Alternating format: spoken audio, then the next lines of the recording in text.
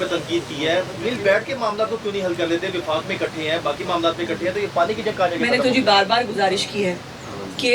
बैठ के बात कर लें, ना ये जलसों जुलूसों से ये मामला हल होगा, ना तकरीरों से होगा। पता नहीं सिंध की शायद मजबूरी है कि इनको ये बातें तकरीरों में करनी है, तो वो करते रहते हैं। लेकिन हम जिम्मेदारी का मुजाहरा करेंगे और मैं फिर यही ख्वाहिश का इजहार करूँगी, मैं फिर जो है वो यही मशवरा दूँगी कि बराए मेहरबानी इस पे जितना बात करेंगे कंट्रोवर्सीज क्रिएट होंगी,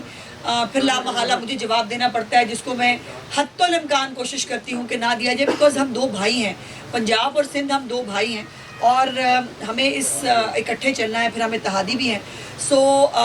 मेरा एक आधा जुमला जो है उससे सिंध वाले जो हैं उनको बहुत तकलीफ़ होती है, उनकी पूरी तकरीरों पे मैं सब्र का मुजाहरा करती हूँ, तो खुद ही अपनी अदाओं पे गौर करें। मैडम ये बताइएगा कि बानी पीटीआई की जानब से इजाज़त दी जाती है, कहा जाता है कि मुज़ाकरात जो हैं वो किए जाएँ, और जब मुज़ाकरात शुरू होते हैं फिर कहा जाता है कि मुज़ाकरात नहीं करने, और नहीं भाई उन्होंने कभी नहीं कहा नहीं करने, वो तो पहले दिन से कह रहे हैं कि खुदा के वास्ते मुझसे कोई बात कर ले,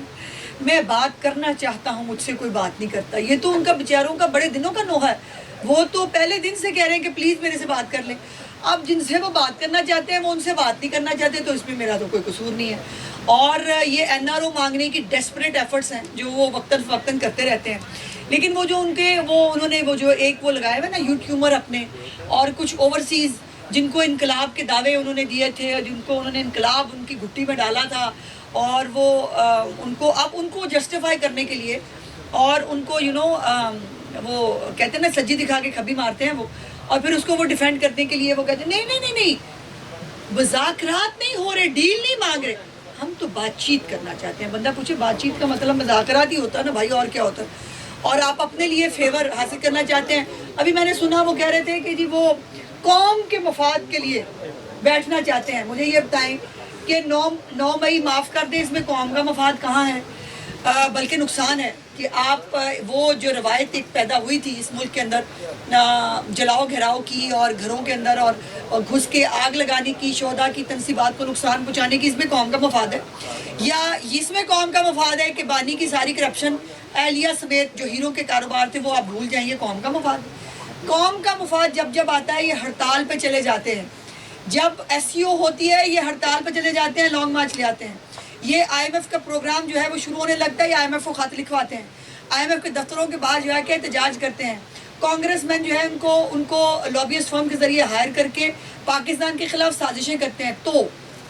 इमरान खान और उसकी पार्टी ने आज तक ना, जब वो हुकूमत में था उसने कौम के मफाद के लिए कोई काम किया, ना वो आज कर रहे हैं। और अल्लाह ने, ये भी मुकद्दर की बात होती है कि अल्लाह ने किसके हाथ से कौम का मफाद कराना है, तो इनके हाथ से अल्लाह ने कौम का मफाद कराना ही नहीं था, इसलिए कभी हुआ नहीं और आगे भी कोई उम्मीद ना रखें। कौम का मफाद मुस्लिम लीग नून और उसकी हुकूमत के साथ वाबस्ता है, और वो आप देख रहे हैं महंगाई में कमी की शक्ल में,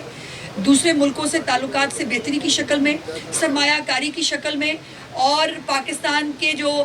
पिसे हुए लोग थे उनकी ज़िंदगियों में बेहतरी लाने की शक्ल में जो वज़ीर आज़म शहबाज शरीफ कर रहे हैं, या जो वज़ीर आला पंजाब मरीम नवाज़ कर रही हैं अपने 80 इनिशिएटिव्स के ज़रिए। तो कौम का मफाद जो है वो मुस्लिम लीग नून से पहले भी तारीख़ी तौर पर मुंसलिक रहा है, अल्लाह का करम है इंशाल्लाह आगे भी जो भला होगा इस कौम का वो मुस्लिम लीग नून के हाथ से होगा। बहुत शुक्रिया जी, थैंक यू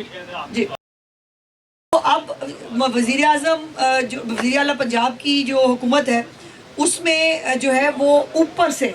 जो है वो ज़िम्मेदारी का तयन होता है और FIR दर्ज होती हैं, और ये किसी भी उनका हमेशा से ये स्टेटमेंट भी रहा है और हमेशा इस बात के ऊपर